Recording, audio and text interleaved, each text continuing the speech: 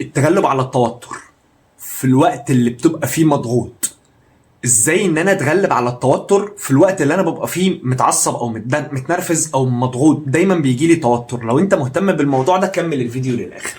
طيب، التوتر ده حاجة أساسية بتجيلنا لما بنبقى مضغوطين أو بنبقى عندنا ستريس أو بنبقى محطوطين في موقف.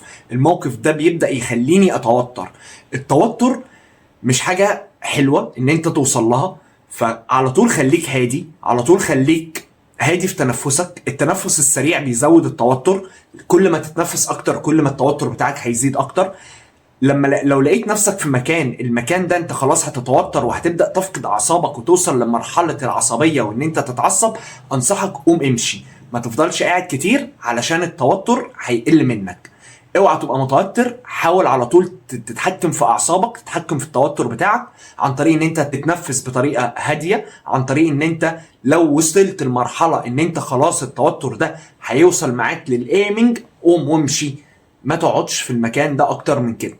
وركز على نفسك، ركز ان مفيش حد يوترك، مفيش حد يقلل قيمتك في نفسك.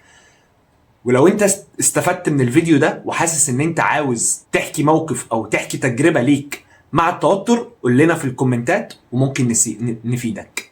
شكرا.